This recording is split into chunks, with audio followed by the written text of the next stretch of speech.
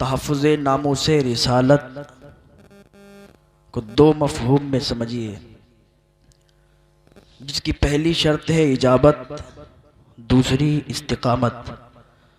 اجابت کا معنی ہے قبول کرنا، اور استقامت کا معنی ہے جس کو آپ نے قبول کیا ہے مرتے دم تک اس پر قائم و دائم رہنا۔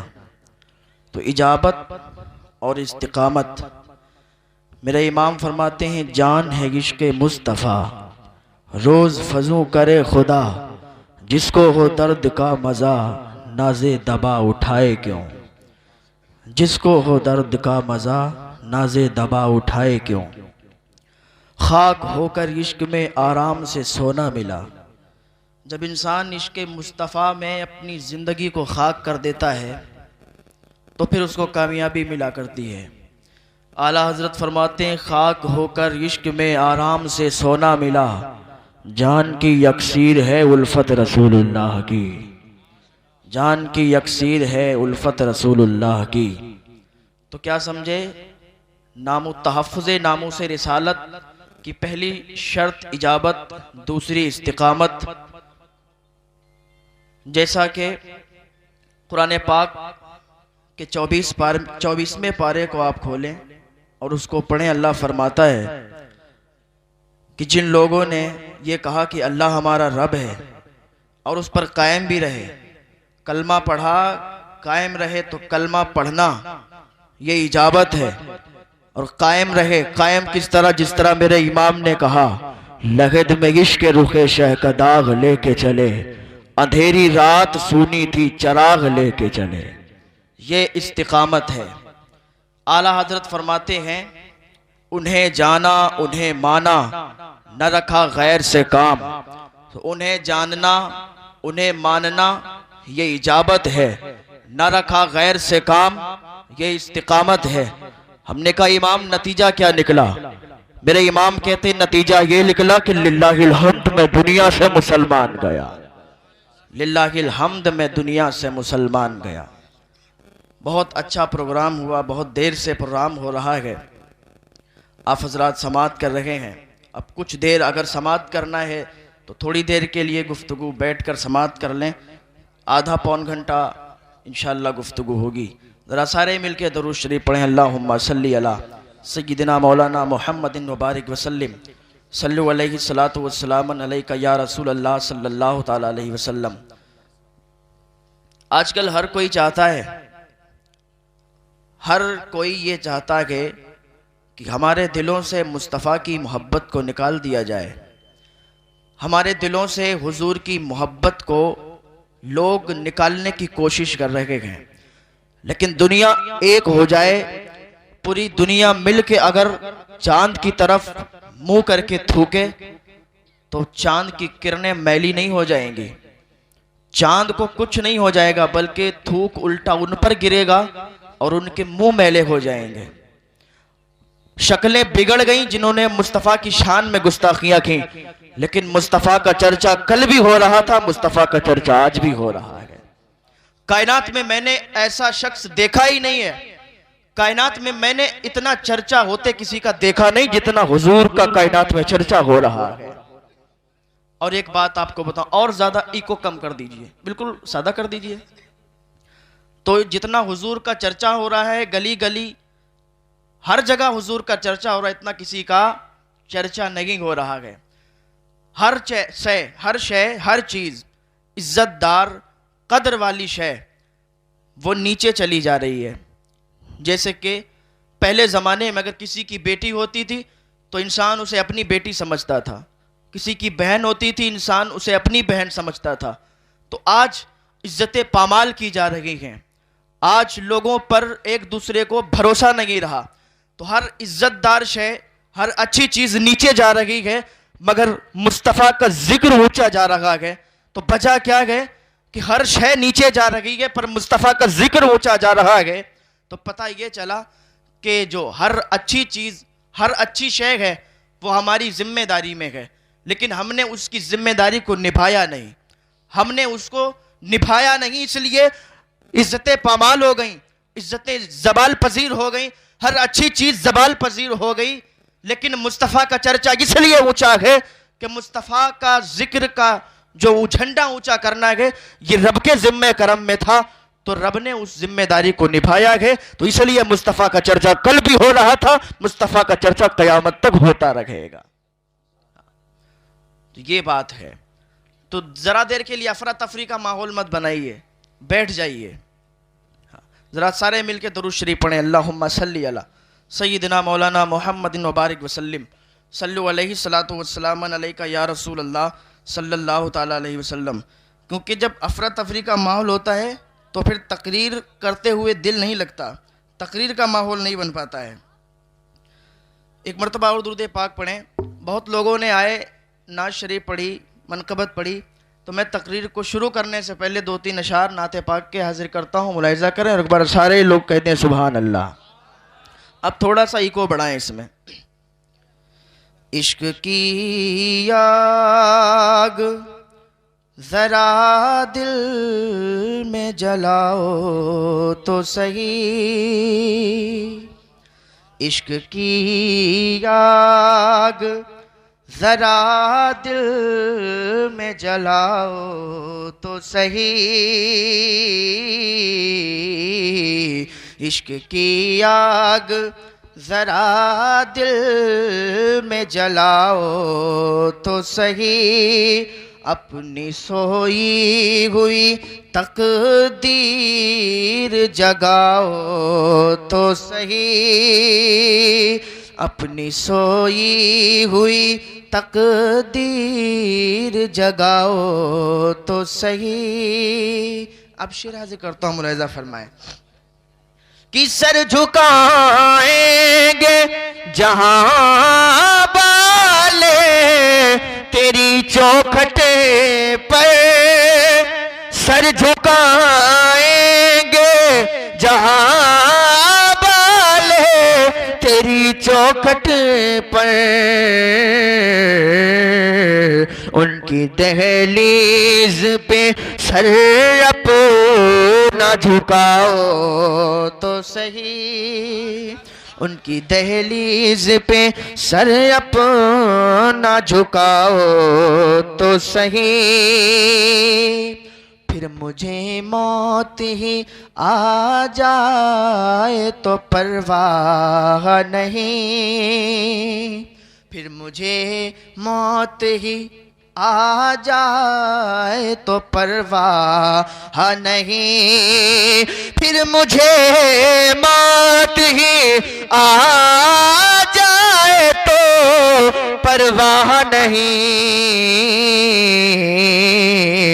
آپ ایک بار میرے خواب میں آؤ تو سہی، آپ ایک بار میرے خواب میں آؤ تو سہی۔ اور آخری شعر سماعت کریں۔ جلوہ گنبد خضرا نظر آ جائے گا، جلوہ گنبد خضرا نظر آ جائے گا، جلوہ گنبد خضرا نظر آ جائے گا، خواجہ ہند کے دربار میں جاؤ تو سہی، خواجہ ہند کے دربار میں جاؤ۔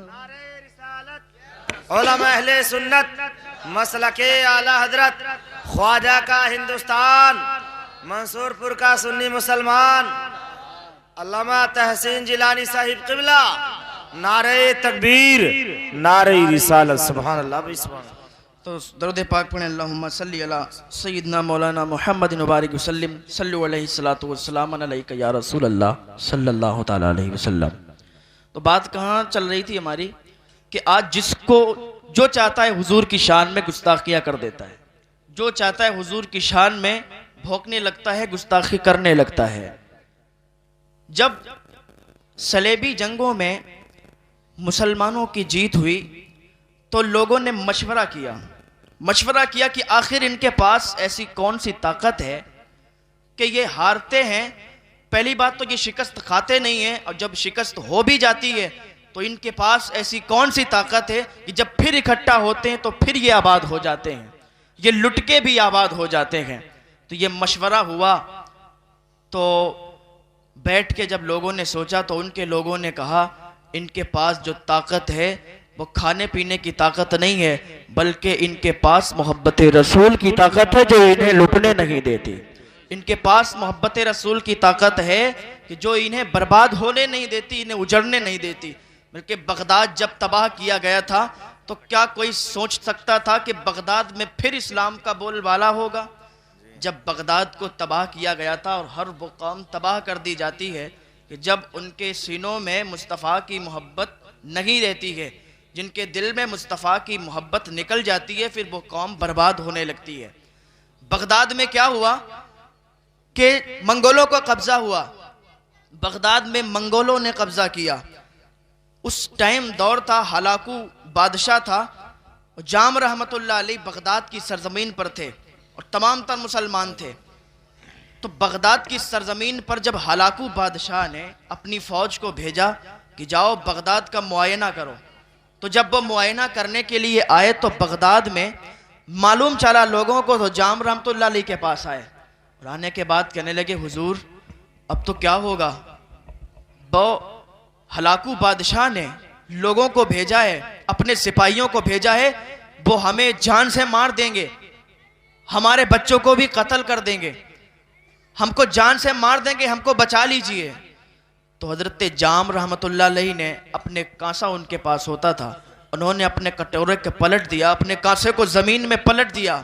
تو کیا دیکھتے ہیں ان کے سپاہی پورا دن ادھر ادھر گھومتے رہے لیکن بغداد انہیں نظر نہیں آیا. جب بغداد نظر نہیں آیا تو واپس گئے ہلاکو بادشاہ کے پاس اور کہنے لگے کہ آج میں نے بغداد کو تلاش کیا لیکن بغداد نظر نہیں آیا. اب ادھر یہ جو مسلمان آئے تھے اللہ کے اس ولی کے پاس، جام رحمت اللہ علیہ کے پاس، کہ آج ہمیں بچا لیجئے، ہم گناہوں سے توبہ کر لیں گے، ہمیں گناہوں سے ہم نے توبہ کر لی ہے، آج کے بعد کوئی گناہ نہیں کریں گے. جب انسان پہ پڑتی ہے تو فوراً انسان توبہ کی طرف. خاموش رہو تھوڑی دیر کے لیے یار، تقریر کرتے ہوئے میرا بالکل من نہیں ہو رہا ہے، اس لیے کہ جب بالکل شانتی کا ماحول ہوتا ہے تو میں تقریر کرتا ہوں، اس لیے میرا ماحول ہی نہیں بن پا رہا ہے تقریر کرنے کا. تو تھوڑی دیر کے لیے اگر سننا ہے تو سن لو، ورنہ پھر میں بیٹھ جاؤں گا. ویسے بھی بہت لیٹ بول رہا ہوں، بہت دیر سے میں انتظار دیکھ رہا تھا کہ اب نمبر آئے گا، اب نمبر آئے گا. ماحول بن ہی نہیں پاتا ہے جب انسان سنتا نہیں صحیح سے.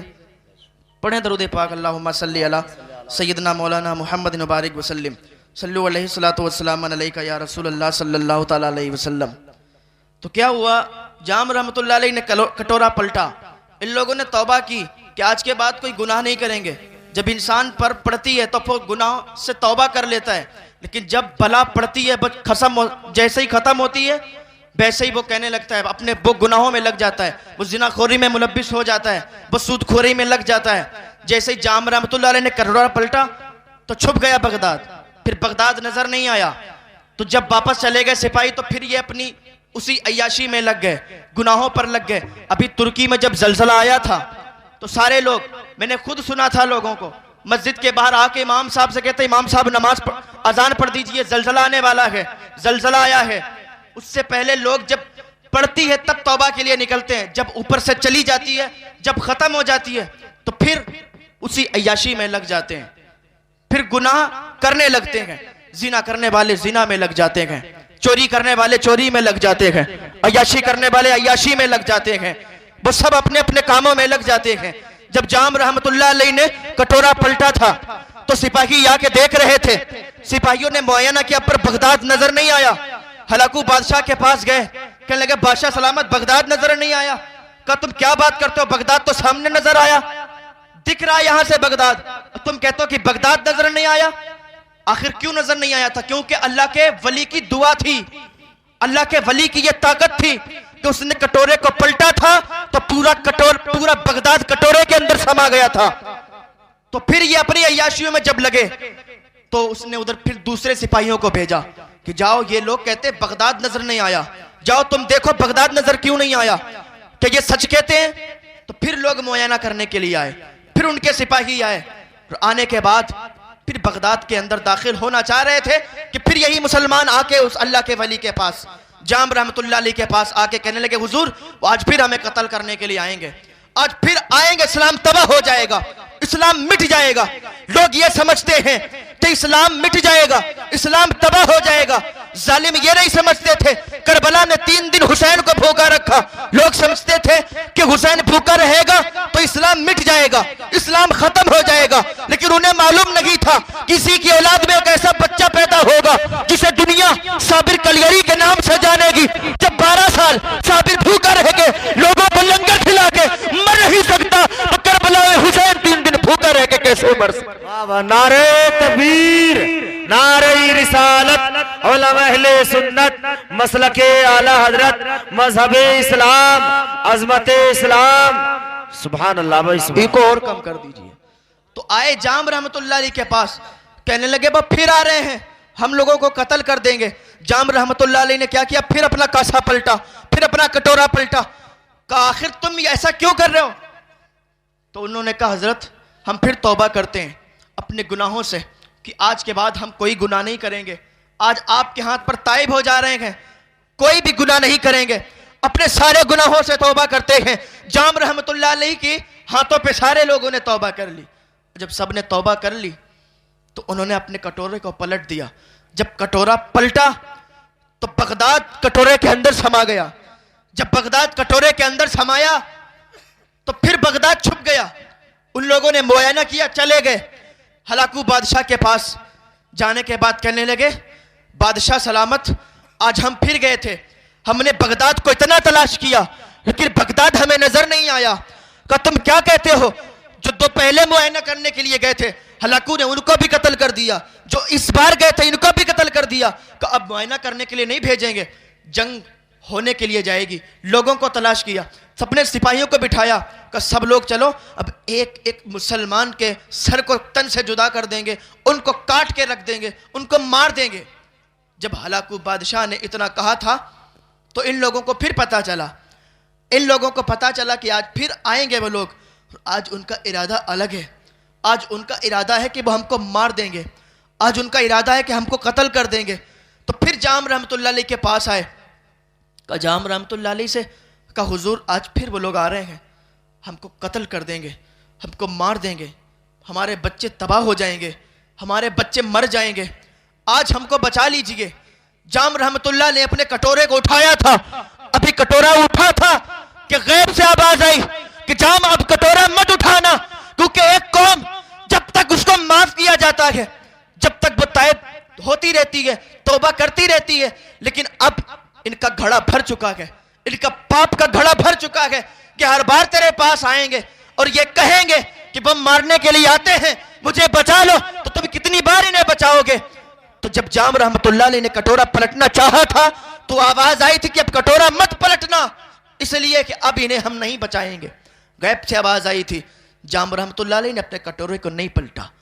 ہلاکو بادشاہ آیا اپنی فوج کو لے کر، ایک ایک مسلمان کو سر سے جدا کر دیا، ایک ایک مسلمان کو کاٹ کے رکھ دیا۔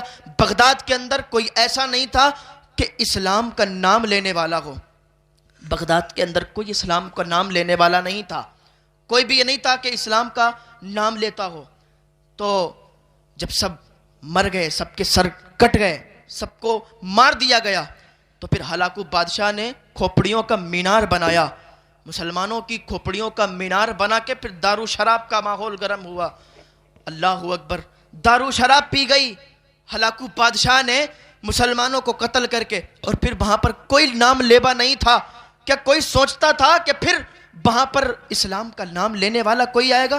لیکن انہی منگولوں میں سے اللہ نے ایک کو ہدایت دی، اور انہی منگولوں میں سے ایک شہزادہ نکلا کہ جو تلواریں اسلام کے خلاف چلتی تھیں پھر وہی تلواریں اسلام کے ہت میں چلی گئیں اور پھر اسلام پھیلا گئے۔ سبحان اللہ سبحان اللہ۔ تو آج ہمارے سینوں سے مصطفیٰ کا عشق نکالنے کی کوشش کی جا رہی ہے۔ آج حضور کا عشق، علامہ اقبال نے بہت پہلے کہا تھا کہ 3 چیزوں کو یاد رکھ لینا، 3 چیزوں کو اگر تم نے اپنا لیا تو تم یہاں بھی کامیاب رہو گے، مرنے کے بعد وہاں بھی کامیاب رہو گے۔ انشاءاللہ۔ 3 چیزیں علامہ اقبال نے دی تھی، 3 باتوں کو فالو کرنے کے لیے کہا تھا۔ مسلمانوں ذرا غور سے سن لینا، توجہ سے سن لینا۔ علامہ اقبال نے کہا تھا پہلی چیز یہ ہے کہ اگر تم چاہتے ہو کہ مصطفیٰ کی محبت کو تمہارے اور تمہارے بچوں کے سینوں سے زندگی بھر مرتے دم تک کوئی نہ نکال سکے، تو سب سے پہلا کام یہ کرنا کہ اپنی اولاد کی جب تربیت کرنا تو اپنے اولاد کو مصطفیٰ پر درود پڑھنا سکھانا۔ سبحان اللہ۔ اپنی اولاد کو مصطفیٰ پر درود پڑھنا سکھانا۔ آج تو ہر کوئی اپنی طرف بلاتا ہے۔ درود عقیدے کو صحت دیتا ہے۔ آج ہر کوئی اپنی طرف کھینچتا ہے، میں صحیح ہوں میری طرف آ جائیے۔ نہ جانے کتنے فرقے ہو گئے۔ میں صراحتاً کوئی بات نہیں، کنایتاً اکثر کہتا ہوں، الکنایۃ ابلغ من السری۔ کہتے ہیں کہ ایک بات یہ ہے کہ پہلی بات کہ اپنے بچوں کو مصطفیٰ پر درود پڑھنا سکھانا۔ جب تمہارا بچہ مصطفیٰ پر درود پڑھے گا تو اسے مصطفیٰ سے پیار ہو جائے گا، انشاءاللہ۔ اس کے سینے میں مصطفیٰ کی محبت آ جائے گی، اور عقیدہ صحت دیتا ہے یہ درود۔ بہت سی آج جہاں بھی نکل جاؤ، جس کی بھی تقریر سننے لگو، یوٹیوب کھول کے دیکھو، ہر عقیدے کا انسان بیٹھا ہے، اور ہر کسی کی بات ہمیں اچھی لگتی، کیونکہ ہر کوئی عالم نہیں ہوتا ہے نا، ہر کوئی مفتی نہیں ہوتا ہے، تو ہر کسی کو ہر کسی کی بات تو صحیح پسند ہوتی ہے۔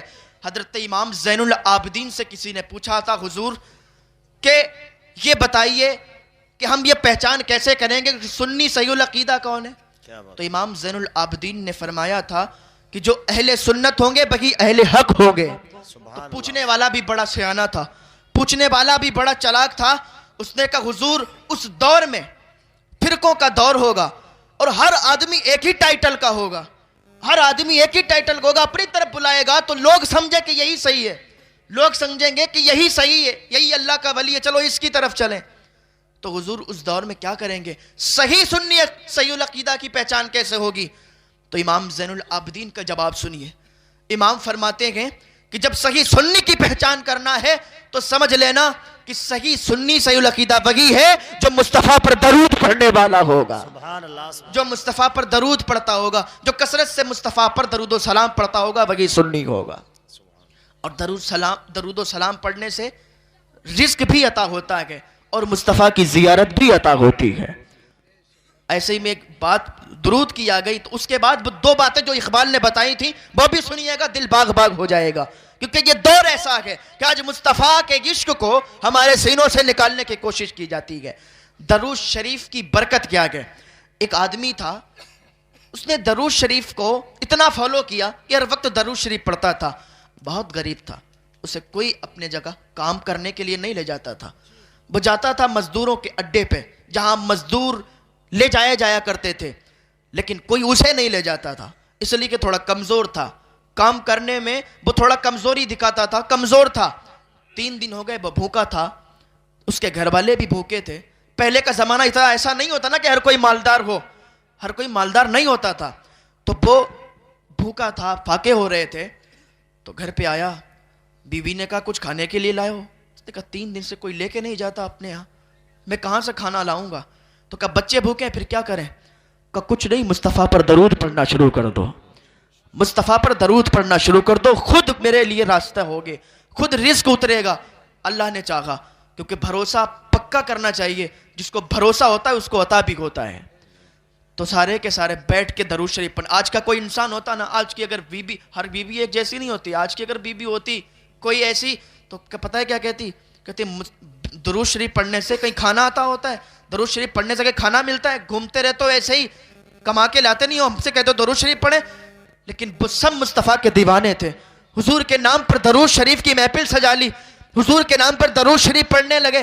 جب درود شریف پڑھتے رہے تو بچے بھی سو گئے، بیوی بھی سو گئی اور وہ انسان بھی سو گیا۔ جب سو گئے تو رات کو کیا ہوا؟ ان کی قسمت کا ستارہ جاگ گیا، ان کے خواب میں جناب محمد الرسول اللہ تشریف لے آئے، حضور صلی اللہ علیہ وسلم تشریف لائے، اور لانے کے بعد کہتے ہیں اے میرے امتی، اے میرے دیوانے، پریشان مت ہو، تجھے اگر کوئی مزدوری پہ نہیں لے جاتا ہے تو کیا ہوا؟ میں تجھے ترکیب بتاتا ہوں، میں تجھے ایک ایسی بات بتاتا ہوں کہ جب تو وہ بات کو فالو کرے گا تو تجھ سے زیادہ تیرے شہر میں کوئی مالدار نہیں ہوگا۔ جب اتنا اس نے سنا تھا تو دل خوش ہو گیا, باغ باغ ہو گیا. کہا حضور فرمائیے نا پھر کیا بات ہے. کہا بات یہ ہے کہ فلاں شہر میں جانا, فلاں شہر میں ایک یہودی رہتا ہے, اس یہودی کے پاس جا کے تو صبح کو کہنا کہ میرے خواب میں مصطفیٰ آئے تھے, میرے خواب میں مصطفیٰ آئے تھے اور حضور نے ایک پیغام دیا تھا کہ وہ پیغام اس کو سنانا, تو وہ تجھے اتنا عطا کر دے گا, اتنا تجھے دے دے گا کہ تو اتنا امیر ہو جائے گا کہ تیرے شہر میں تجھ سے زیادہ کوئی امیر نہیں ہوگا. تو کہا ٹھیک ہے حضور. وہ صبح اٹھا, بہت خوش تھا کہ آج جائیں گے اور جا کے وہاں پر اسے بتائیں گے تو آج ہمارے بچوں کے لیے کھانے کا انتظام ہو جائے گا.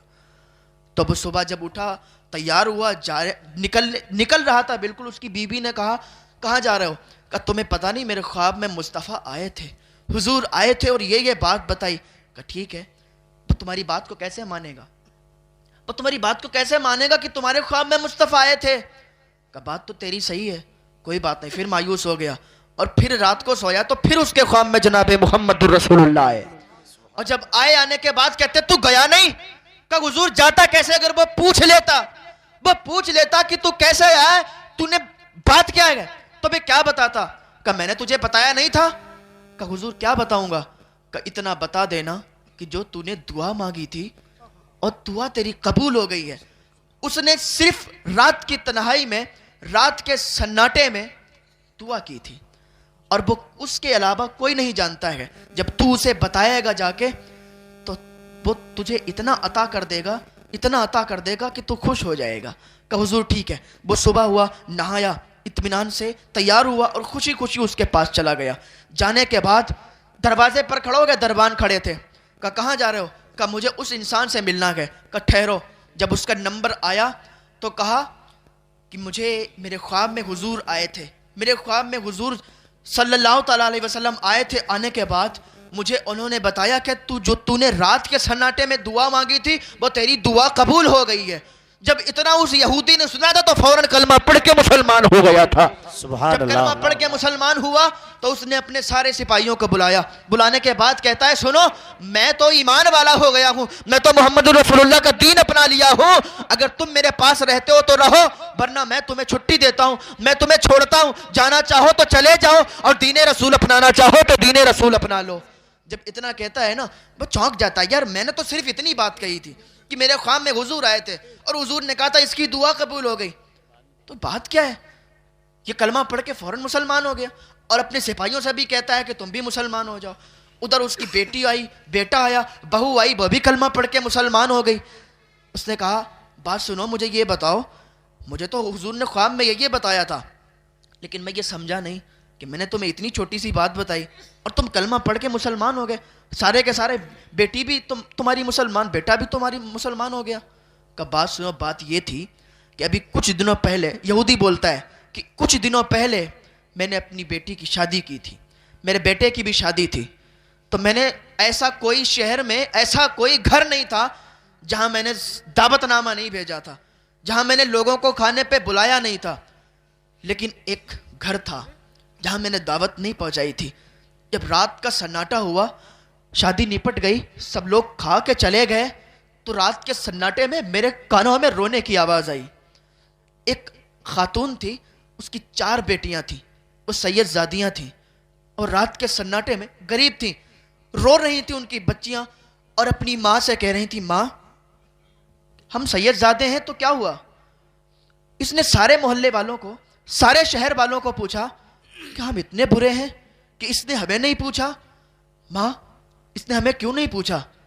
جب اتنا اس نے رو رو کے اس کی بیٹیوں نے کہا تھا تو اس کی ماں نے دعا کی تھی, ہمارے لیے دعا کی تھی کہ یا اللہ اگر اس نے نہیں پوچھا تو کیا ہوا, پر مولا اسے ایمان کی دولت سے سرفراز فرما دے. اس نے سارے شہر والوں کو پوچھا, سارے لوگوں کو پوچھا, لیکن اگر ہم کو نہیں پوچھا تو کیا ہوا. یا اللہ ہم سید زادیاں ہیں, یا اللہ ہم نبی کی آل سے ہیں, تو ہماری دعا قبول فرما لے.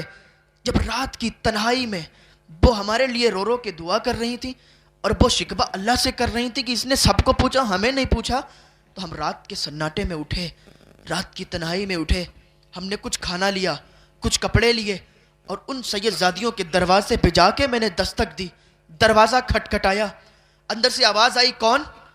تو میں نے آواز دی میں وہی ہوں جس نے اپنی بیٹی اور بیٹے کی بھی شادی کی ہے، مجھے معاف کریں، میں بھول گیا تھا، میں نے تمہارے گھر پہ دعوت نہیں دی، میں نے تمہارے گھر والوں کو تمہاری بچیوں کو پوچھا نہیں۔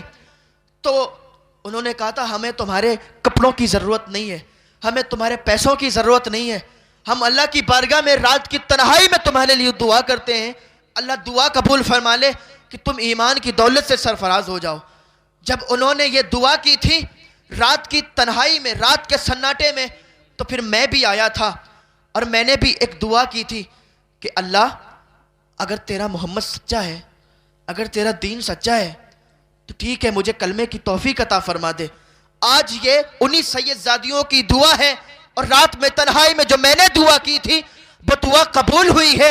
مصطفیٰ نے تمہیں زیارت کی ہے اور تمہیں بشارت دی ہے کہ میری دعا قبول ہو گئی ہے، اسی وجہ سے میں مسلمان ہوا ہوں، میرا پورا گھر مسلمان ہو گیا سبحان ہے۔ اللہ سبحان اللہ، نعرہ تکبیر، نعرہ رسالت، علماء اہل سنت، مسلک اعلی حضرت حضرت علامہ تحسین جیلانی صاحب قبلہ، نعرہ تکبیر۔ تو یہ درود شریف کی برکت ہے۔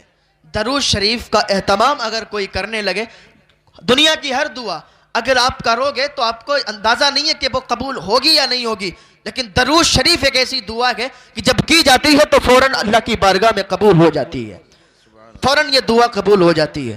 ادھر ہے کوئی نہیں، ویسے ہے کوئی نہیں ادھر جتنا آپ دیکھ رہے ہو، بیٹھا ادھر میں ہوں، تقریر میں ادھر کر رہا ہوں۔ علامہ اقبال نے کہا تھا 3 باتوں کو، پہلی بات یہ ہوگی کہ اپنے بچوں کو اگر مصطفیٰ کی محبت کو ان کے سینے میں منتقل کرنا ہے تو اپنے بچوں کو درود شریف پڑھانا ہوگا، درود شریف سکھانا ہوگا۔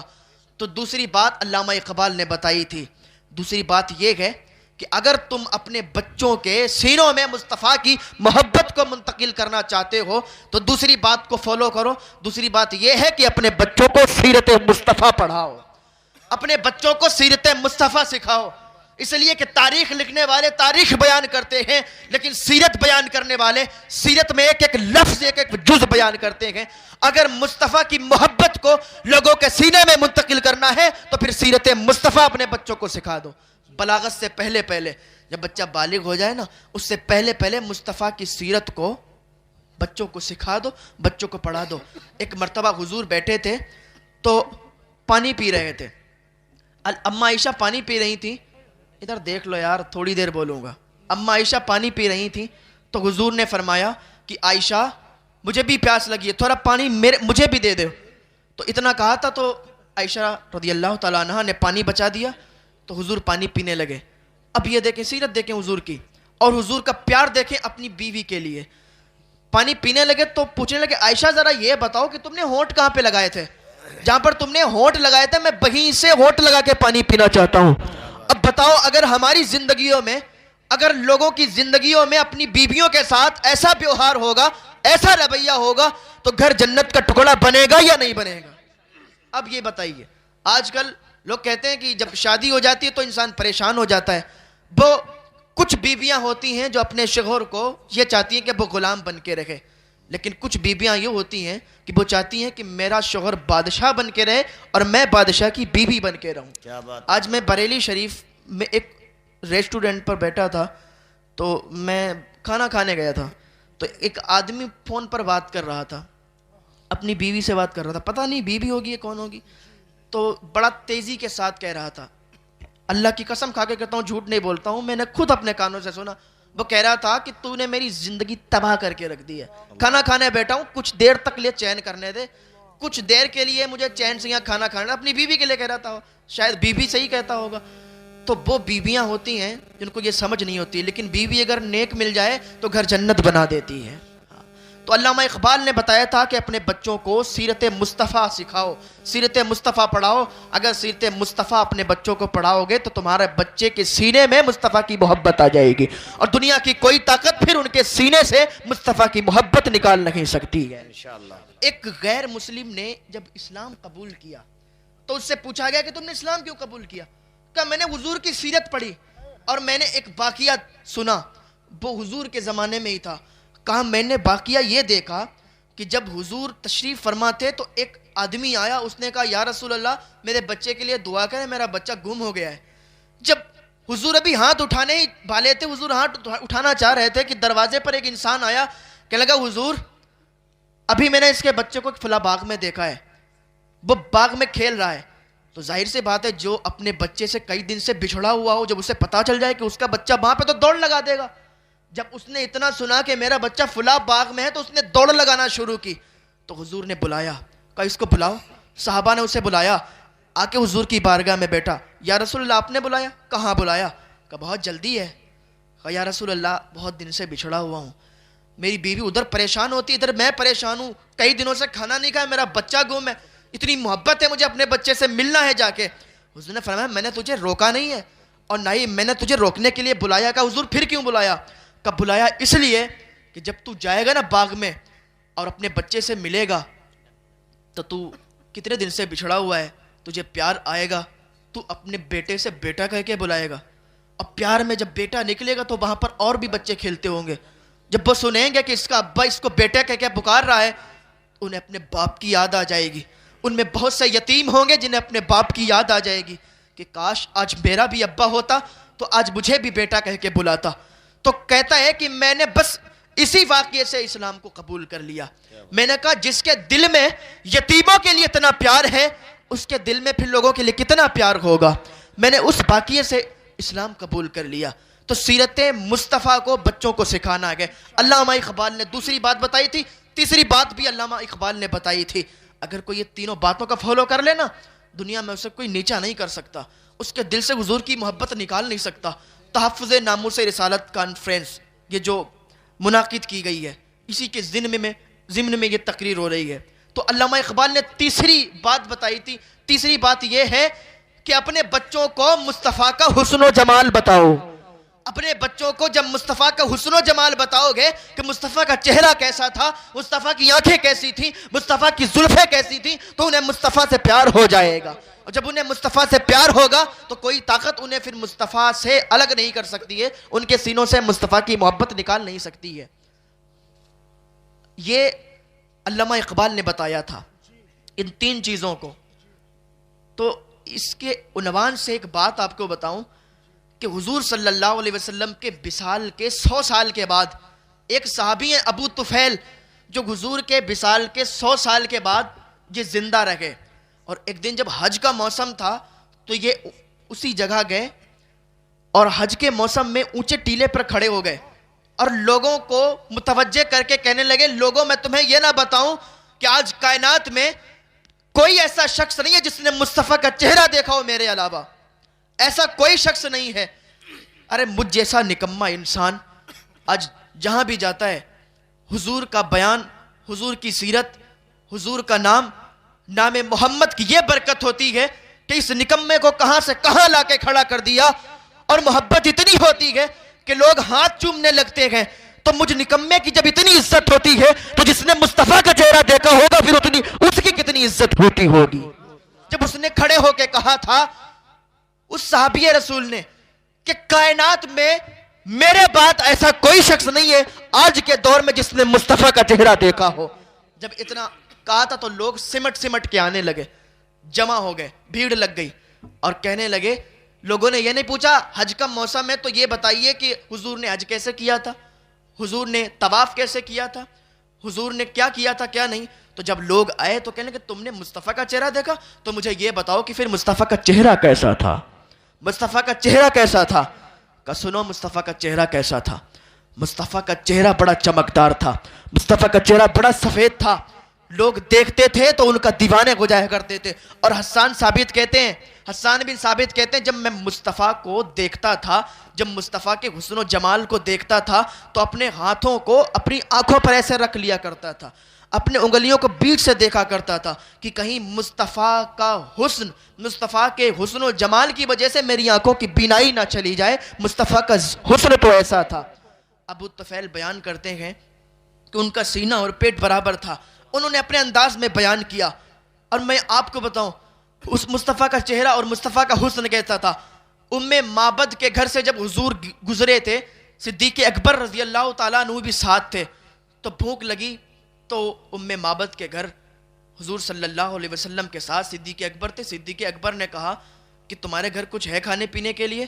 اس نے کہا آج میرے گھر کچھ بھی نہیں ہے، اور یہ جو بھی ادھر سے گزرتا تھا یہ سب کو کھلاتی تھیں، پلاتی تھیں، سب کی دیکھ بھال کرتی تھیں، یہ مہمان نوازی کیا کرتی تھیں، لیکن ابھی انہوں نے کلمہ نہیں پڑھا تھا، ابھی انہوں نے مصطفیٰ کو دیکھا بھی نہیں تھا، لیکن آج ان کے دروازے سے کوئی آنے والا عام انسان نہیں تھا، بلکہ وہ تھا کہ جس کے صدقے میں پوری کائنات کو بنایا گیا ہے۔ تو حضور جب ادھر سے گزرے تو بھوک لگی، صدیق اکبر نے پوچھا کیا تمہارے گھر بھی کچھ ہے؟ کہا ہاں ہمارے گھر تو کچھ نہیں ہے۔ کہا کوئی کچھ بھی نہیں؟ کہا ایک بوڑھی اور لاغر کمزور بکری ہے لیکن وہ بھی دودھ نہیں دیتی ہے، اس نے بھی دودھ دینا بند کر دیا ہے۔ کہا اچھا ایسی بکری ہے تو لاؤ ذرا سامنے۔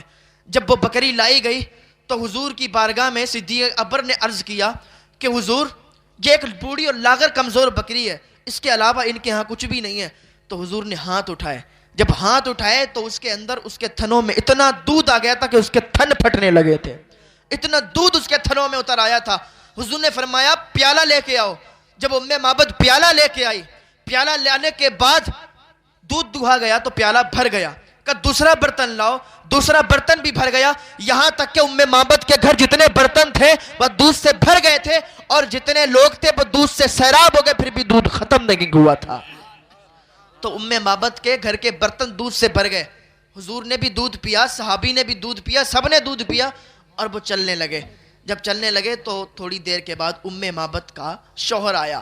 ابو معبد جب گھر پہ آیا تو کہنے لگا آج گھر کا حلیہ عجیب لگ رہا ہے، آج گھر میں خوشبو عجیب ہے، آج گھر تو مہک رہا ہے، کیا تم نے کوئی پرفیوم چھڑکا ہے؟ تم نے کوئی عطر چھڑکا ہے؟ کہ آج ہم نے عطر نہیں چھڑکا، کوئی پرفیوم نہیں چھڑکا۔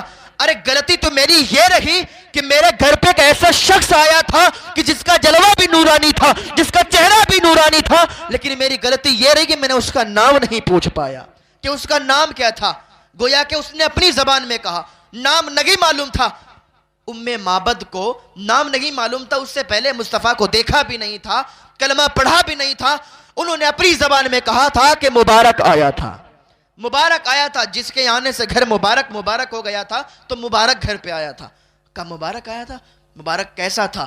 کہا مبارک کے بارے میں مت پوچھو، اس کا چہرہ اتنا نورانی تھا، اس کی آنکھیں اتنی نورانی تھی، اس کے ہونٹ اتنے نورانی تھے، اس کی زلفیں اتنی نورانی تھی کہ کائنات میں ایسی زلفوں کو میں نے کبھی دیکھا ہی نہیں ہے، کائنات میں ایسے شخص کو میں نے کبھی دیکھا ہی نہیں ہے۔ میں یہ کہہ دوں کہ کسی ماں نے ایسا بچہ نہیں پیدا کیا جیسا میرا مبارک آیا تھا۔ تو کائنات میں ایسا کوئی میں نے دیکھا ہی نہیں ہے جیسا میں نے اس شخص کو دیکھا تھا۔ تو جب وہ ابو معبد کہنے لگا کہ اب میں دور بکریاں چرانے نہیں جایا کروں گا، اب میں قریب بکریاں چرانے جاؤں گا، اب مبارک تیرا پھر سے آئے تو پھر مجھے بتانا۔ کہا ٹھیک ہے۔ تو ایک دن بازار گئی تھی ام معبد، اس کا ساتھ میں بیٹا بھی تھا، تو اس کی جب نظر صدیق اکبر پر پڑی، حضور صدیق اکبر بھی بازار میں تھے، اس نے کہا اماں دیکھو یہ ہمارے گھر جو آیا تھا یہ اس مبارک کے ساتھ آیا تھا، یہ وہ شخص کھڑا ہوا ہے۔ جب اس نے دیکھا ادھر مڑ کے تو بھاگتی ہوئی اس کے پاس گئی، صدیق اکبر کے پاس گئی اور کہنے لگی کہ میرا مبارک کدھر ہے، میرا مبارک کدھر ہے؟ کہنے لگی کون مبارک؟ کہا اس دن جو تمہارے گھر میرے گھر پہ آیا تھا تمہارے ساتھ۔ کہا انہیں رسول اللہ کہتے ہیں۔ کہا رسول اللہ کہتے ہیں؟ کہا وہ کدھر ہیں؟ کہا چلو ان کے پاس۔ ام معبد گئی تھی، ام معبد گئی حضور کے گھر اور قدموں پہ کلمہ پڑھ کے مسلمان ہو گئی۔ جب واپس آئی تھی تو زبان پر یہی جاری تھا کہ یہ ناز یہ انداز ہمارے نہیں ہوتے، جھولی میں اگر ٹکڑے تمہارے نہیں ہوتے، ملتی نہ اگر بھیک حضور آپ کے در سے، اس ٹھاٹ سے مگتوں کے گزارے نہیں ہوتے۔ آئی تھی کلمہ پڑھ کے دوسرے دن جب ابو معبد پھر اپنے گھر پہ آیا تو کہنے لگا آج پھر کیا مبارک آیا تھا؟ آج پھر خوشبو سے یہ گھر مہک رہا ہے، گھر روشن ہے۔ تو اس نے کہا آج مبارک آیا نہیں تھا بلکہ میں مبارک کے گھر گئی تھی، میں نے مبارک کو دیکھا ہے، میں اس کے گھر گئی تھی، اس کے نام کا کلمہ پڑھا ہے، تم بھی کلمہ پڑھ کے مسلمان ہو جاؤ۔ تو ابو معبد بھی کلمہ پڑھ کے مسلمان ہو۔ یہ حضور کا حسن و جمال ہے، یہ حضور کی سیرت ہے، حضور کا حسن ہے۔ یہ اپنے بچوں کو پڑھائیں گے تو مصطفیٰ کی محبت ان کے سینوں میں پیوست ہو جائے گی، مصطفیٰ کی محبت کو کوئی نکال نہیں سکتا ہے۔ حضور کا حسن و جمال، لوگ تو آج کسی کو محبوب بنانا چاہتے ہیں تو مفکرین نے ماہرین نے قسمیں بیان کی کہ تم اگر کسی کو محبوب بنانا چاہو تو ان کے اندر یہ قسمیں ہونا چاہیے۔ کا کیا قسمیں ہونا چاہیے؟ تو ماہرین نے بیان کیا کہ اگر تم کسی کو محبوب بناؤ تو اس کے اندر سب سے پہلی قسم یہ ہو، سب سے پہلی صفت یہ ہو کہ وہ خوبصورت ہو. تو کہا ٹھیک ہے. اور کہا دوسری صفت یہ ہے کہ وہ باوفا بھی ہو، خوبصورتی کے ساتھ ساتھ باوفا بھی ہو. اس لیے اگر خوبصورت ہوگا اور باوفا نہیں ہوگا تو پھر تو چھوڑ کے چلا جائے گا، اور پھر اس کی یاد میں کبھی ادھر گھومیں گے، کبھی ادھر گھومو گے، کبھی ادھر تڑپو گے، کبھی ادھر تڑپو گے، کبھی زہر کھاؤ گے، کبھی ٹرک کے سامنے آؤ گے. تو محبوب خوبصورت بھی ہو، باوفا بھی ہو. اور تیسری صفت بیان کی کہ محبوب طاقتور بھی ہو، کہ اگر طاقتور نہیں ہوگا تو تمہیں بچا بھی نہیں سکتا. جب تمہیں جو اپنے آپ خود نہیں بچ سکتا تو تمہیں کیا بچائے گا؟ تو طاقتور بھی ہونا چاہیے. اور چوتھی صفت بیان کی کہ وہ پیار تم سے کرتا ہو، تم اس سے پیار کرتے ہو. وہ تم سے پیار کرتے ہو، تم اس سے پیار کرتے ہو. اس لیے کہ تم اس سے پیار کرتے ہو اور وہ تم سے پیار ہی نہیں کرتا تو پھر یہ تو سزا ہو جائے گی. کیونکہ محبت جب ایک طرف سے ہوتی ہے تو سزا دیتی ہے، اور محبت جب دو طرف سے ہوتی ہے تو پھر مزہ دیتی ہے. تو یہ بھی صفت مفکرین نے، ماہرین نے بیان کی. اور کہا وہ سخی بھی ہو، بخیل نہ ہو، سخی ہو. اور کہا اس کا تعلق اس کے اونچی جگہ سے ہو. تو اب لوگ تلاش کرنے کے لیے نکلے کہ آخر اس دنیا میں کہاں تلاش کریں، کہاں ڈھونڈیں کہ محبوب ملے گا کیسے، کس کو بنائیں. تو لوگوں نے دیکھا کہ افق کا جمال بڑا خوبصورت ہے، کیا افق کو دل دیا جائے. افق کا جمال بڑا خوبصورت، چاند کی چاندنی بڑی خوبصورت، دریا کی روانی بڑی خوبصورت، موجوں کی طغیانی بڑی خوبصورت، بلبل کی نغمگی بڑی خوبصورت. تو کس کو دل دیا جائے؟ کہ یار افق کو دل دے دیں، افق بڑی خوبصورت. لیکن لوگوں نے کہا افق کو دل دو گے یہ تو پھر غائب ہونے والی ہے، اس کی خوبصورتی تو ختم ہونے والی ہے. خوبصورت تو ہے لیکن باوفا نہیں ہے، تو اس کو دل نہیں دے سکتے. کہ پھر چاند کی چاندنی کو دل دیں، کہ چاند کی چاندنی کو دل دے دو، کہ نہیں دے سکتے. اس لیے کہ سورج آتا ہے تو چاندنی ختم ہو جاتی ہے. کہ سورج کو دل دے دیں، کہ پھر رات آتی ہے تو پھر اس کا حسن، اس کی جو روشنی ہوتی ہے ختم ہو جاتی ہے. کہ اچھا ٹھیک ہے بلبل کو دل دے دیں. کہ بلبل کو دل کیسے دیں؟ بلبل کو دل دیں گے تو بلبل کی تو توجہ ہماری طرف ہوتی نہیں ہے، اور صفت یہ بھی ہے کہ ہم اس سے پیار کرتے ہو، وہ ہم سے پیار کرتا ہو. تو یہ تو صفت اس کے اندر، آخر دل دے تو کسے دیں، پیار کریں تو کسے کریں. آخر جس میں ساری چیزیں ایک جگہ جمع ہو جائیں.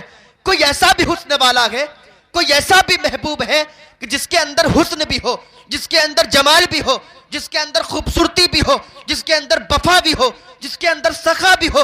گویا کہ میں نے قرآن سے پوچھا اے قرآن تو بتا دے کہ جس کے اندر سخا بھی ہو، جس کے اندر وفا بھی ہو، جس کے اندر خوبصورتی بھی ہو، جس کے اندر بخالت نہ ہو، اونچی جگہ سے رابطہ بھی ہو، کیا ایسا کوئی حسن والا ہے؟ تو قرآن کہتا ہے ہاں ہاں ایسا حسن والا ہے. قرآن کہتا ہے وَالضُّحَىٰ وَاللَّيْلِ إِذَا سَجَىٰ مَا وَدَّعَكَ رَبُّكَ وَمَا قَلَىٰ وَلَلْآخِرَةُ خَيْرٌ لَكَ مِنَ الْأُولَىٰ وَلَسَوْفَ يُعْطِيكَ رَبُّكَ فَتَرْضَىٰ. اگر تم محبوب بنانا چاہتے ہو، پیار کرنا چاہتے ہو تو کسی دنیا دار سے نہیں بلکہ مدینے کے تاجدار سے کرو تو تمہاری کامیابی. نعرہ تکبیر، نعرہ رسالت، نعرہ غوثیت، مسلک اعلی حضرت، مسلک اعلی حضرت، نعرہ تکبیر، نعرہ رسالت. کیا بات ہے جواب. دنیا دار سے، اور حدیث پاک ہے کہ ہم دنیا میں جس سے محبت کریں گے کل میدان محشر میں ہم اسی کے ساتھ ہوں گے. اگر آج ہم کسی ایکٹر سے محبت کریں گے، آج ہم کسی فلمی ڈرامے کرنے والے سے محبت کریں گے، آج ہم انتظار کرتے ہیں کہ نئی نئی مووی آئے تو اس میں ہم دیکھیں کہ کیا نئی بات ہوئی ہے. اگر یہ طریقہ آپ اپناتے ہیں، کسی ایکٹر کو اپناتے ہیں تو اسی کے ساتھ ہوں گے. لیکن اگر آپ اللہ کے ولیوں سے محبت کرتے ہیں، آپ اللہ والوں سے محبت کرتے ہیں تو میدان محشر میں انہی کے ساتھ اٹھائے جاؤ گے. اگر خواجہ اجمیری سے محبت کرتے ہو تو خواجہ اجمیری کے ساتھ اٹھائے جاؤ گے. اگر صابر کلیری سے محبت کرتے ہو تو صابر کلیری کے ساتھ ہوگے. تو کیوں نہ ہم اللہ والوں سے محبت کریں تاکہ میدان محشر میں وہ ہمارے ساتھ ہوں، ہم ان کے ساتھ ہوں. اگر دنیا میں ہم ان سے محبت کریں گے، کیونکہ ہر اللہ کا ولی اپنے چاہنے والوں کو بخشش کروائے گا. غوث پاک اپنے چاہنے والوں کی کروائیں گے، صابر پاک اپنے چاہنے والوں کی کروائیں گے، خواجہ پاک اپنے چاہنے والوں کی کروائیں گے، اور بریلی کا امام اپنے چاہنے والوں کی کروائے گا. تو اعلیٰ حضرت جب اس ٹائم لوگوں کی بخشش کرواتے ہوں گے تو اس ٹائم وہ لوگ بھی آئیں گے جو آج حضور کے علم غیب پر گلیاں اٹھاتے ہیں. وہ لوگ بھی آئیں گے، کہیں گے اعلیٰ حضرت کیا ہمیں جانتے نہیں ہو؟ کیا ہمیں پہچانتے نہیں ہو؟ اعلیٰ حضرت کہیں گے ہم تمہیں نہیں جانتے، ہم تو اپنے چاہنے والوں کی بخشش کروا رہے ہیں، ہم تو اپنے چاہنے والوں کو جنت میں بھیج رہے ہیں۔ اس وقت نہ کہتا تھا آج لگ ان کی پناہ، آج مدد مانگ ان سے، پھر نہ ماننے کے قیامت میں اگر مان گیا۔ تو آج ہم محبت کسی دنیا دار سے نہیں بلکہ مدینے کے تاجدار سے کریں گے تو ہماری کامیابی ہوگی۔ بس آخری بات کہہ کے میں گزرتا ہوں، ٹائم ہو چکا ہے زیادہ۔ دیکھو مصطفیٰ کا اگر حسن و جمال اپنے بچوں کو جب تربیت کرو گے اپنے بچوں کی، آج بچے بگڑ جاتے ہیں تو اس لیے بگڑ جاتے ہیں کیونکہ ان کی اچھی تربیت نہیں ہوتی۔ جن کی اچھی تربیت ہوتی ہے حق بات۔ اور بہتر تربیت تبھی ہوتی ہے جب اپنے بچے کو آپ مدرسے میں داخلہ کروا دو بچپن کی زمانے میں۔ جب بچپن کے زمانے میں آپ اپنے بچے کو مدرسے میں داخل کر دو گے، دنیا کا کوئی ایسا عالم نہیں ہوگا، دنیا کا کوئی ایسا حافظ نہیں ہوگا، دنیا کا کوئی ایسا مفتی نہیں ہوگا جو پڑھائی کرنے کے بعد اپنے باپ کو گالی دے دے، اپنی ماں کو گالی دے دے، اپنے ماں باپ کو گھر سے باہر نکال دے۔ کتنا بھی کڑا کم پڑھا لکھا انسان ہو لیکن اپنے ماں باپ کی عزت کرنا اسے معلوم ہوگی، اپنے ماں باپ کی قدر کرنا سمجھے گا۔ تو آج لوگ اپنے بچوں کو پڑھا نہیں رہے، اپنے بچوں کو انجینئر بھی بناؤ، ڈاکٹر بھی بناؤ، سب کچھ بناؤ، لیکن سب سے پہلی چیز یہ ہے کہ ان کی تربیت اچھی کرو، انہیں مصطفیٰ کا عشق سمجھاؤ، انہیں مصطفیٰ کا پیار سمجھاؤ۔ جب انہیں مصطفیٰ کے بارے میں بتاؤ گے، سیرت مصطفیٰ پڑھاؤ گے، ان کے دلوں میں مصطفیٰ کی محبت ڈالو گے تو پھر وہ تمہاری بھی محبت کو اپنے سینے میں دبا لیں گے اور مرتے دم تک کبھی تمہاری بے ادبی نہیں کریں گے۔ تو اپنے بچوں کو سب سے بہترین طریقہ یہ ہے کہ اگر ان کو بچپن کے زمانے میں تربیت کرو اور مدرسے میں بھی بھیج دو، حفظ کرواؤ۔ اور یہ مدرسہ ماشاءاللہ چلا رہے ہیں تو ان کا بھی ساتھ دو۔ حافظ ادریس صاحب، بہت بڑا کام ہوتا ہے مدرسہ چلانا آج کے دور میں، اور یہ مدرسہ چلا رہے ہیں۔ اللہ تعالیٰ کی بارگاہ میں دعا ہے اللہ ان کے منصوبے کو کامیاب فرمائے، اللہ ان کے تمام منصوبوں کو کامیاب فرمائے۔ اور یہ کہہ رہے ہیں کہ کچھ دنوں کے بعد انشاءاللہ یہ جو مدرسہ ہے اس میں شاید کچھ ان کا گھر بھی ہے تو یہ پورا مدرسہ کر دیں گے۔ تو بڑی اچھی سوچ ہے، اللہ انہیں سلامت رکھے، ان کی جائز دلی تمناؤں کو پورا فرمائے۔ تو ان کا بھی ساتھ دو، تو اپنے بچوں کی تربیت اچھی کرو۔ آخری بات کہہ کے بس گزرنا چاہتا ہوں کہ مصطفیٰ کے حسن و جمال کی بات چل رہی تھی، مصطفیٰ کے حسن و جمال کی۔ حضور ایک مرتبہ جا رہے تھے، گزر رہے تھے راستے سے، تو آپ نے دیکھا قافلہ ایک تھا ٹھہرا ہوا اور آپ راستے سے گزر رہے تھے تو آپ نے دیکھا ایک سرخ اونٹ تھا بندھا ہوا تھا۔ حضور کو اچھا لگ گیا، حضور نے کہا اس کو بیچو گے؟ اس کے مالک سے کہا تو کہا اس کو بیچیں گے۔ اس نے منع ہی نہیں کر پایا، حالانکہ وہ بیچنا نہیں چاہتا، لیکن مصطفیٰ نے جب پوچھا کہ اس کو بیچو گے، اور مصطفیٰ کی شان یہ تھی کہ مصطفیٰ سب سے الگ تھے۔ مصطفیٰ کا جسم نہ زیادہ لمبا تھا نہ زیادہ پست تھا، لیکن اللہ نے شان یہ عطا فرمائی تھی کہ اگر 10 لاکھ کا مجمع ہوتا اور مصطفیٰ 10 لاکھ کے مجمع میں جاتے تو لوگوں کے سر ان کے کندھوں کے برابر آیا کرتے تھے۔ کتنا بھی لمبا انسان ہوتا ان کے کندھوں کے برابر آتا تھا اور مصطفیٰ ان میں نمایاں نظر آیا کرتے تھے۔ تو راستے سے گزر رہے تھے، جب راستے سے گزرے تو سرخ اونٹ دیکھا، نظر پڑی، کہا اس کو بیچو گے؟ کہاں بیچیں گے؟ کہا کتنے میں؟ کہا اتنے میں بیچیں گے۔ حضور نے کہا ٹھیک ہے، میرے پاس ابھی پیسے نہیں ہیں، میں تو آیا تھا ٹہلنے کی غرض سے، لیکن میں اس کو خریدنا چاہتا ہوں، مجھے یہ اونٹ تمہارا پسند آ گیا ہے۔ جب حضور نے اونٹ کو خرید لیا، کہا پیسے نہیں ہے، پیسے میرے 2 آدمی آ کے، میرے غلام آ کے تمہیں پیسے دے دیں گے، پیسوں کی تم کوئی ٹینشن نہ لینا۔ اس نے کہا کوئی بات نہیں، ٹھیک ہے آپ اونٹ لے جائیے۔ تو حضور اونٹ لے گئے، اور جب آپ چلے گئے تو ایک قافلے سے انسان نکل کے آیا، کہا اے اونٹ کے سردار، اونٹ کے مالک، تم نے اونٹ بیچ دیا؟ کہاں بیچ دیا؟ کہ یار وہ کون شخص تھا جو تمہارا اونٹ لے گیا؟ تم تو بیچنا نہیں چاہتے تھے۔ کہ میں جانتا ہی نہیں وہ کون تھا۔ کہ ایڈریس بھی نہیں جانتا؟ کہ ایڈریس نہیں جانتے ہو، اس کے بارے میں نہیں جانتے ہو، تو پھر اونٹ کیوں بیچا؟ کہ یار میں اس کو منع ہی نہیں کر پایا، اس کا چہرہ ہی اتنا خوبصورت تھا، اس کا چہرہ ہی اتنا حسین تھا کہ میں اس کو منع ہی نہیں کر پایا۔ کہا اچھا۔ دوسرا آیا کہ تم ایڈریس بھی نہیں جانتے تھے، تم اس کا پتہ بھی نہیں جانتے، اس کا نام بھی نہیں جانتے، تم نے اونٹ بیچ دیا۔ گویا کہ اونٹ چوری ہو گیا، اونٹ کو چوری کا نام دے دو، اب وہ تمہارے پیسے واپس نہیں کرے گا، اب وہ نہیں آئے گا لوٹ کے۔ تو خاتون ایک سن رہی تھی خیمے کے اندر ہی، تو ادھر سے چیخ کے بولی کہ تم اونٹ کو چوری کا نام مت دو, اگر اس نے تمہارے پیسے نہیں واپس کیے تو پیسے میں واپس کروں گی. کہ چلو شکر ہے کہ تم تو اس کو جانتی ہو, تمہیں تو پتا ہے وہ کون شخص تھا. تو عورت کہتی ہے میں بھی اس کو نہیں جانتی. کہ جانتی نہیں تو ضمانت کیوں لیتی ہو؟ کہ ضمانت اس لیے لیتی ہوں کہ جس کا چہرہ اتنا خوبصورت ہو وہ جھوٹا ہو نہیں سکتا. میں اپنے خیمے سے دیکھ رہی تھی, جب وہ تم سے باتیں کر رہا تھا تو دانتوں سے اس کے حسن نکل رہا تھا, دانتوں سے نور نکل رہا تھا اور سامنے والی پہاڑی پر نظر آ رہا تھا. تو جس کے حسن کا یہ جمال ہو, جس کا چہرہ اتنا خوبصورت ہو, وہ جھوٹا نہیں ہو سکتا. کہ ٹھیک ہے. ابھی یہ باتیں چل ہی رہی تھی کہ دو صحابی رسول آئے, کچھ کھجوریں بھی لائے تھے اور پیسے بھی لائے تھے. لانے کے بعد انہوں نے اس کو دے دیا کہ یہ اپنے بانٹ لو کھجوروں کو اور یہ پیسے رکھ لو. اس نے کہا پیسے؟ اب پیسے کون لیتا ہے؟ کہ پیسے رکھ لو. کہ پیسے اب نہیں لیں گے. کہ پھر؟ کہ اب تو اس کو کلمہ پڑھا کے مسلمان کروا دو. کہ ٹھیک ہے. گئے حضور کی بارگاہ میں اور سارے کے سارے حضور کے قدموں پر کلمہ پڑھ کے مسلمان ہوتے ہیں. اور مسلمان ہونے کے بعد جب باہر نکلتے ہیں تو لپے بگی ترانہ ہوتا ہے, گویا کہ وہ اپنی زبان میں کہتے ہیں کہ ناز یہ انداز ہمارے نہیں ہوتے, جھولی میں اگر ٹکڑے تمہارے نہیں ہوتے, ملتی نہ اگر بھیک حضور آپ کے در سے, اس ٹھاٹ سے مگتوں کے گزارے نہیں ہوتے, اس ٹھاٹ سے مگتوں کے گزارے نہیں ہوتے.